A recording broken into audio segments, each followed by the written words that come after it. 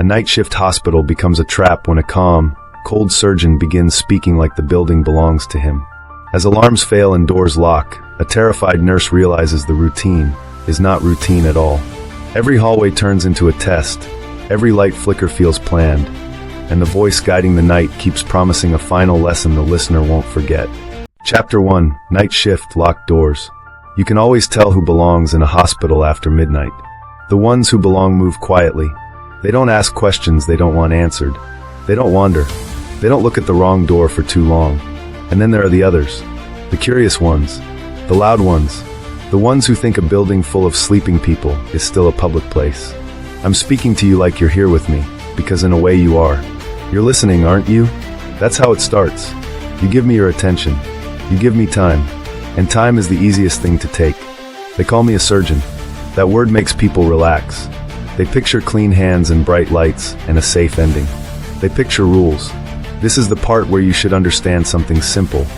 Rules are just stories people tell themselves so they can sleep. Tonight, the elevators hesitate like they're afraid. The hall lights flicker like they want to look away. The air smells like disinfectant and old fear. And every door that should open for you won't. Because I prepared the night. I always do. So take a breath. Listen close. If you hear a soft rolling squeak in the hallway, that's not a cart. That's a choice being pushed toward you. Chapter 2: The Operating Room Voice. There's a certain sound an operating room makes when it's empty. Not silence. Not peace. More like waiting. The machines sit there like they're holding their breath.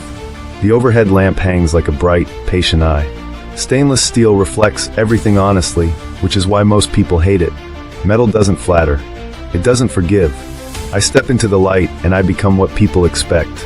Calm, controlled, professional. Bottle green scrub. White coat. Clean posture. Slow movements. The kind that tells you I'm not rushed, because I'm not. I don't need speed. Speed is for amateurs and accidents. I prefer precision. On the table is a body under a sheet. Not a monster. Not a hero. Just a person who trusted the wrong system at the wrong hour. The wristband has numbers. The chart has boxes checked. The paperwork says everything is fine. Paper is so easy to lie with. If you're wondering why I'm talking instead of working, you've already made the first mistake. You think the knife is the main part of the story. It isn't. The main part is the voice. The voice tells you what's happening. The voice tells you what you can do. The voice tells you it's useless to fight. The voice tells you to stay still so you don't make it worse. That's what a good surgeon does. He manages fear. And fear, once you hold it right, cuts deeper than steel. Chapter 3: The Nurse Who Ran. She came in like they always do, trying to be brave, trying to be useful. A nurse on a night shift is a person balancing exhaustion and responsibility, telling herself that if she follows the rules, she'll be safe. She held a clipboard like it was armor. Her hands were steady, but her eyes weren't. Her eyes saw the wrong detail first. Not the sheet, not the lamp, not the monitors, the knife. People always see the blade and forget the rest of the room. They forget the locked cabinets. They forget the quiet corners. They forget how far the nearest exit really is. She backed up. She spoke my title like it was a spell.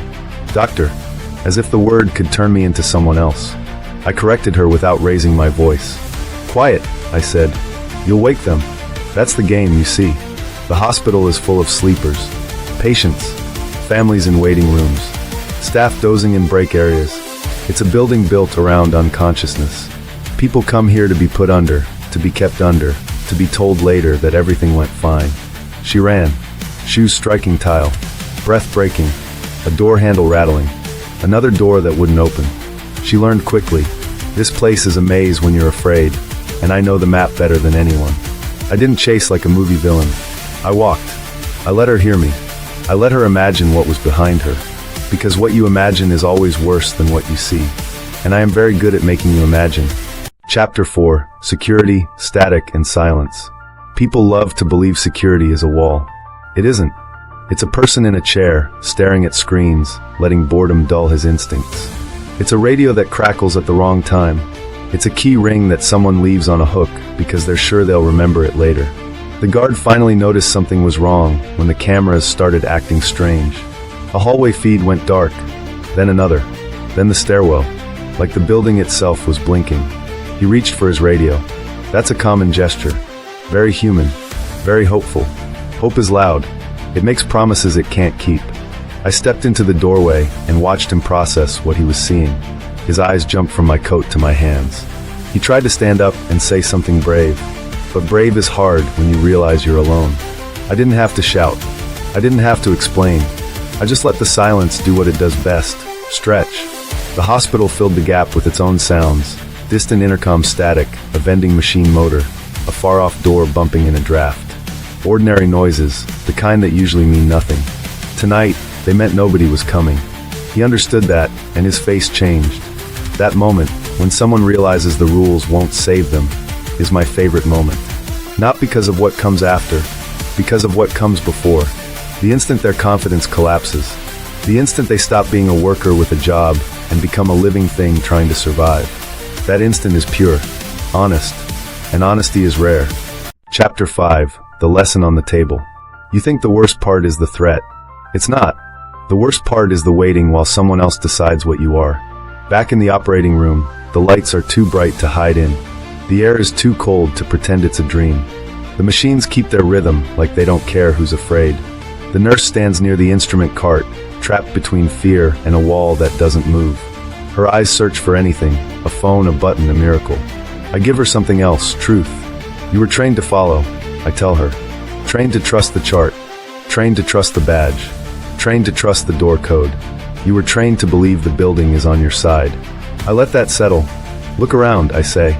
Does it feel like it's on your side? She doesn't answer. Her throat works, but no sound comes out. That's another thing people don't understand. Fear steals your voice first. It takes your words and leaves you with noise. I move closer, not fast, not frantic, controlled. The knife catches the light. The light catches her tears. Everything is clear. That's the point. I want no confusion about who is in control of this room. Here is the lesson, I say, and my voice stays level. When the world tells you to relax, you should ask who benefits from your calm. Her knees shake. The monitor beeps. Somewhere far away, a door slams like punctuation. And you listening, feel it too, don't you?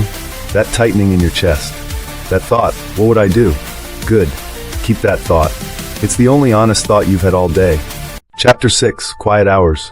Hospitals have rules posted on the walls like prayers. Quiet hours. Authorized personnel only. Do not enter. They are not warnings. They are decorations. People pass them every day and stop seeing them. The sign becomes wallpaper. The rule becomes background. That's how I know most of you are easy to guide. You don't notice the important things until they touch you. The night keeps moving. The building keeps breathing. Somewhere, alarms start to wake up, late and confused, like a dog barking after the thief is already inside. I walk the corridor with the patience of someone who knows time belongs to him. My shoes don't squeak. My hands don't shake. I don't need to rush toward an ending, because the ending comes to everyone. What I want is simpler. I want you to remember this voice the next time you sit in a waiting room. The next time you sign a form without reading it. The next time you let a stranger in a clean coat tell you, this won't hurt. People think monsters look like monsters. They don't. They look like workers. They look like help. They look like somebody you're supposed to trust.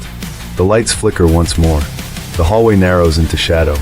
And the hospital returns to what it does best, putting the world to sleep. But if you're still listening, then you didn't fall asleep. And that means you're paying attention. Good. That's the first step to staying alive. If you made it to the end, subscribe to the channel, turn on notifications, and make sure you don't miss the next story. Give this video a like, comment what part hit you the hardest, and share it with a friend who loves scary hospital horror and psychological thrillers.